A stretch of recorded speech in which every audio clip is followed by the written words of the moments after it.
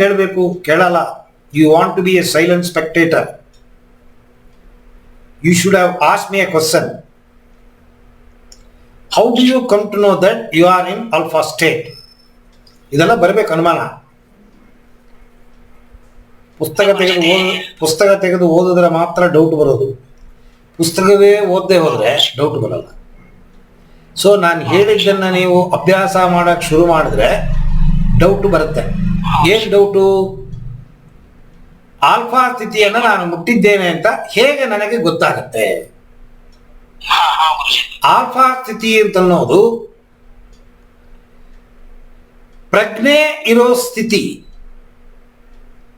ಆದರೆ ಪ್ರಜ್ಞೆಯಿಂದ ಪಂಚ ಇಂದ್ರಿಯಗಳು ಕೆಲಸ ಮಾಡೋದಿಲ್ಲ. ನಿದ್ರೆ ಬಂದಂಗಿರುತ್ತೆ, ಸತ್ಯವಾದ ನಿದ್ರೆ ಅಲ್ಲ. ಎಚ್ಚರವಾಗಿರ್ತೀರ.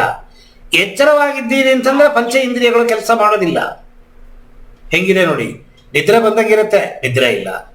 ಎಚ್ಚರವಾಗೇ ಇರ್ತೀರಾ, ಆದರೆ ಯಾವ ಚಟುವಟಿಕೆಯೂ ಮಾಡೋಕ್ಕಾಗಲ್ಲ. ಇದಕ್ಕೆ ಮೇಲಾಗಿ ನಿಮ್ಮ ಚಿತ್ತ ಕೆಲಸ ಮಾಡಲ್ಲ. ಆಲೋಚನೆಯೇ ಪ್ರೊಡ್ಯೂಸ್ ಮಾಡೋದಿಲ್ಲ ಚಿತ್ತ. ಪಂಚೇಂದ್ರಿಯಗಳು ಆಕ್ಟಿವ್ ಆಗಿದ್ರೆ ಮಾತ್ರ ಎಡಭಾಗದ ಮೆದುಳು ಆಲೋಚನೆ ಸೃಷ್ಟಿ ಮಾಡುತ್ತೆ, ಇಲ್ಲ ಅಂದ್ರೆ ಸೃಷ್ಟಿ ಮಾಡೋದಿಲ್ಲ. ಸೊ ನಿಮಗೆ ಗೊತ್ತಾಗತ್ತೆ, ಕಣ್ಣು ಮುಚ್ಕೊಂಡು ಕೂತಿರ್ತೀರಾ, ಒಂದು ಸ್ಟೇಜ್ ಅನ್ನು ಮುಟ್ಟಿದಾಗ ನಿದ್ರೆ ಬಂದಂಗಿರುತ್ತೆ.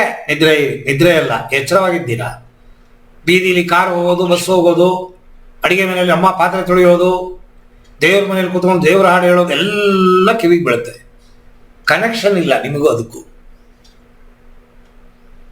ಈ ತರ ಒಂದು ಸ್ಥಿತಿಯನ್ನು ನೀವು ಯಾವಾಗ ಮುಟ್ತೀರಾ, ನೀವು ಆಲ್ಫಾ ಸ್ಥಿತಿಯಲ್ಲಿ ಇದ್ದೀರಿ ಅಂತ ಅರ್ಥ. ಆಲ್ಫಾ ಸ್ಥಿತಿಯಲ್ಲಿ ಯಾರಿರ್ತಾರೆ ಅವರಿಗೆ ಹೊರಗಡೆ ಏನೇ ಗಲಾಟೆ ಆಗಲಿ ಡಿಸ್ಟರ್ಬ್ ಆಗಲ್ಲ. ಅವರಿಗೆ ಅವ್ರು ಏನು ಮನಸ್ಸು ಹಾಕಿರ್ತಾರೆ ಅದರ ಮೇಲೆ ಇರುತ್ತೆ ಮನಸ್ಸು. ನೀವೇನ್ ಮನಸ್ಸು ಹಾಕಬೇಕು? ನಿಮ್ಮ ಗುರಿ ಏನಿದೆ ಅದನ್ನ ಚಿತ್ರೀಕರಣ ಮಾಡಬೇಕು.